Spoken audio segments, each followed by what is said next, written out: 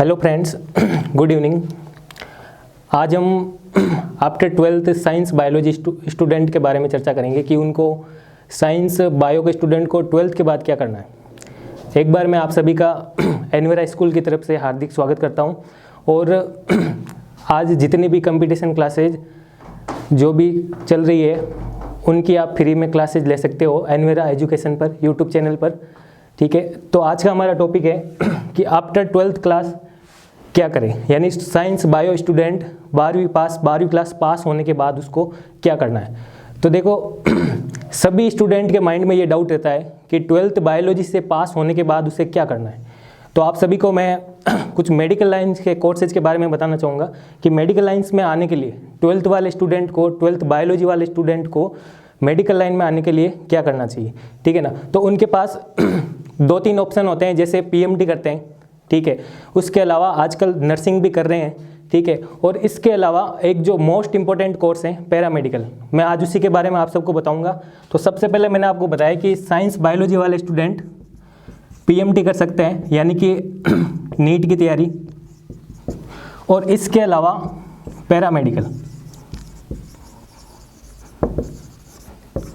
इन दोनों के through medical line में आ सकता है। अब देखो आज के टाइम में मेडिकल लाइन की कितनी वैल्यू है आप सभी को पता है, ठीक है, और मेडिकल लाइन में आते स्टूडेंट को वाइट कोट मिलता है। जैसे कि सारे पेरेंट्स जितने भी होते हैं उन सब की चाह यही रहती है, उनका ड्रीम यही रहता है, जो जिनका बच्चा मेडिकल लाइन में होता है उनका, कि उनका बच्चा डॉक्टर बने या उनको वाइट कोट मिले, यानी हॉस्पिटल में ड्यूटी करे और वाइट कोट मिले।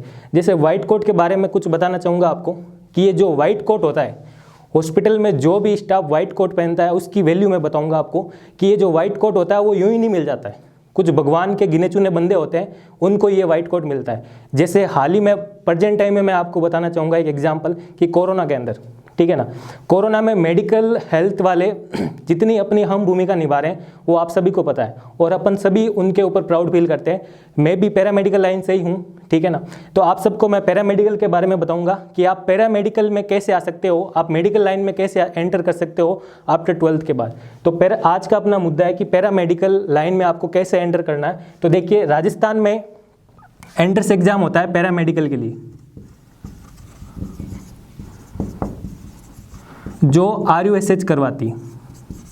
RUSH का मतलब Rajasthan university of health science, तो ये करवाती है। आफ्टर 12th बायोलॉजी वाला स्टूडेंट इसके लिए एलिजिबल होता है और वो एग्ज़ाम दे सकता है। इसके लिए 3 सब्जेक्ट में PCB, ये तीनों सब्जेक्ट होते हैं, उनका एंट्रेंस एग्जाम होता है, और इंग्लिश मीडियम में पेपर आता है इनका, और 100 क्वेश्चन आते हैं, ठीक है।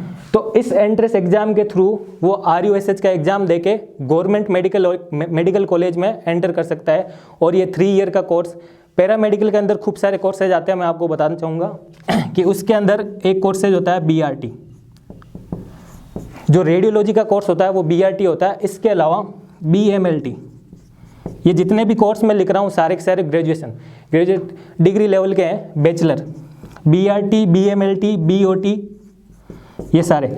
BRT के अंदर आता है बैचलर ऑफ रेडिएशन टेक्नोलॉजी, जिसके अंदर रेडियोलॉजी का पूरा डिपार्टमेंट होता है। जैसे रेडियोलॉजी में आते हैं CT स्कैन, एक्सरे, MRI, ये सारी चीज़ें, और इसके अंदर रेडियोथेरेपी भी आती है, जैसे कैंसर का, जिसमें कैंसर का ट्रीटमेंट किया जाता है, वो सारे कोर्सेज इसके अंदर आते हैं BRT के अंदर, ठीक है। इसके साथ ही दूसरा कोर्स आता है BMLT, bachelor of medical lab technology, जिसमें लैब के बारे में जितने भी सैंपल टेस्ट होते हैं उन सब के बारे में ये डिग्री होती है।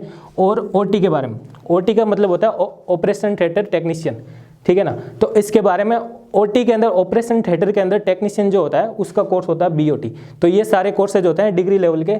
इसके अलावा इसमें डिप्लोमा भी होते हैं, जैसे DRT और DMLT, DOT। इनके अलावा भी खूब सारे कोर्सेज होते हैं, ऑप्टो, DET, इमरजेंसी और ट्रोमा, इनके अंदर सारे ये डिप्लोमा कोर्सेज होते हैं 2 ईयर के, और डिग्री जो होती है 3 ईयर की, और इसमें आगे PG भी होती है, ठीक है। तो देखो BRT करने के बाद, जैसे एक कोर्स ले लेते हैं अपन तीनों में से कि BRT करने के बाद क्या होगा। जैसे अपन पैरामेडिकल में एंट्रेंस एग्जाम दिया और अपन को गवर्नमेंट कॉलेज मिल गई, और वहाँ से अपन BRT कर रहे हैं, तो BRT 3 ईयर का कोर्स होता है। उसके बाद राजस्थान में सीधी वैकेंसी निकलती है रेडियोग्राफर की, तो उसमें बिना कोई एग्ज़ाम नहीं देना पड़ता है, और आपको रेडियोग्राफर की पोस्ट मिल जाती है, आपकी जॉब लग जाती है, ठीक है ना।